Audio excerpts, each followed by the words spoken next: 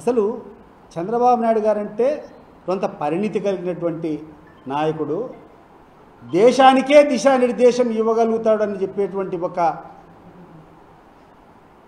ఒక ఫోబియాలో జనాలు ఉన్నారు. మరి అటువంటి స్థాయి నాయకుడు ఈరోజు ఏం నీ కొడుకు ఏమైనా నీ కొడుకు తప్పు చేస్తే నీ కొడుకుని దండించాల్సింది పోయి నువ్వు ఆయనకు వంతపడతావా? Red book రాజ్యాంగమా? ఎవడయ్యా నీకు చెప్పింది? దేర్ ఈస్ ఓన్లీ భారతదేశ రాజ్యాంగం ఒకటే ఉంది, constitution of India, only that will prevail. నీ కొడుకు నువ్వేమైనా చేసావంటే వినాశకాలం వస్తే విపరీత బుద్ధి ఉంటుంది అంటారు.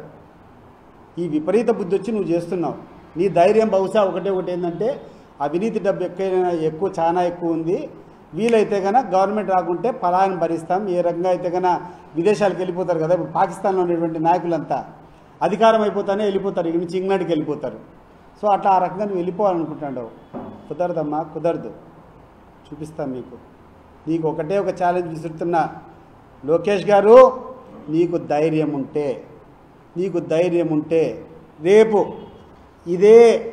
ఇదే రాష్ట్రంలో నువ్వు వచ్చి నివాసం ఉండగలిగితే నీకు సాష్టాంగం పడతా నువ్వు చేసేటువంటి అరాచకాలు.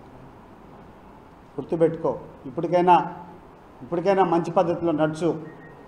ఏం భయపడిస్తావా? ఎవడు నువ్వు? అసలు ఏ అధికారం ఉంది నువ్వు మమ్మల్ని భయపడించేదానికి?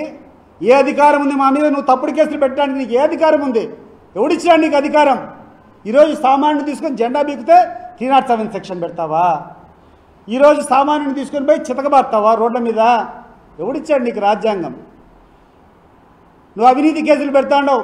నీ పార్టీ వాళ్ళ అవినీతి కేసులు ఒక చిట్టా ఓపెన్ చేయి, జనంలోకి రా, జనంలో ఫీడ్బ్యాక్ తీసుకో, విలేకరులను అడుగు ఎవరెవరు ఎక్కడెక్కడ చేస్తాండ్రు, ఏ జిల్లాలో ఏ రకంగా నాయకులు ఉన్నారు, ఏ నియోజకవర్గాల్లో ఏ రకమైనటువంటి నాయకులు ఉన్నారు. ఒకసారి తీస్తే జైళ్ళు పట్టవు. నీ పార్టీ నాయకులు, నీ పార్టీ కార్యకర్తలు చేసే అగడాలు చూస్తే జైళ్ళు కాదు, దేశంలో ఉండే జైలు కూడా పట్టవు.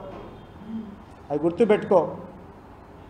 అదే ఇప్పుడు అధికారం ఉంది కదా అని చెప్పి నేను అదే చెప్తున్నా. ఇది బలుపు కాదు, వాపు మాత్రమే. నీకు ఈరోజు అధికారం ఉందని చెప్పి నువ్వు డబ్బులు పెట్టుకొని అన్ని పక్కల నుంచి తోల్తే వచ్చేటువంటి జనము. నీ యొక్క నిజమైన బలం ఏంది అంటే, నువ్వు అధికారం లేనప్పుడు ఈ జిల్లాకు పర్యటన చేసేటప్పుడు ఎంతమంది వచ్చినారో నీ క్లిప్పింగ్స్ నువ్వు చూస్తే నీకు తెలుస్తుంది. అది నీ బలం. ఈరోజు మేము అధికారంలో లేము. ఈరోజు మా జగన్మోహన్ రెడ్డి వస్తాడు, చూస్తారా మీరు? ఒక పిలుపు ఇయ్యడు, ఒక వ్యాన్ పంపించాడు, ఒక కారు పంపించాడు ఎవరికి తోలేదానికి. ఆయన వస్తే ఎట్లొస్తారు జనం చూద్దాం. అది ప్రజాదరణ అంటే ఇక్కడ ఈ ప్రాంతం వాసులకు కానీ ఈ రాష్ట్రానికి కానీ నువ్వు చేసేటువంటి సహాయము, ఈ ప్రజల్లో కష్టాల్లో నువ్వు చేసేటువంటి కాంట్రిబ్యూషన్నే తీసుకుంటాడు తప్పితే ఈరోజు జనంతో ఏమొస్తుంది చెప్పు? ఈరోజు ఈ ప్రాంతంలో ఉన్నటువంటి అన్ని ప్రాజెక్టులు రాజశేఖర రెడ్డి గారి చలవో, లేకుండా ఉంటే జగన్మోహన్ రెడ్డి గారి చలవో కాదంటావా నువ్వు? నీ యొక్క బ్రాండ్ ఏముంది చెప్పు? ఈ జిల్లాకి ఏం చేస్తావు నువ్వు? అదే నేను స్టీల్ ప్లాంట్ గురించి స్టార్ట్ చేస్తామని. ఈ 1 year ఏమైంది? ఈ 1 year ఎందుకు స్టాప్ చేశావు నువ్వు? ఈ 1 year స్టాప్ చేయాల్సినటువంటి అవసరం ఏముంది? ఇక్కడ కడపలో ఉన్నటువంటి సెజ్ ఒకటి శాంక్షన్ అయింది, దానికి జీవో ఒకటి ఇచ్చినారు. ఇక్కడ తీసుకొని ఇక్కడ ఉన్నటువంటి సెజ్ని తీసుకొని వచ్చి అమరావతికి ట్రాన్స్ఫర్ చేస్తున్నామని మీరందరూ చూసింటారు. అది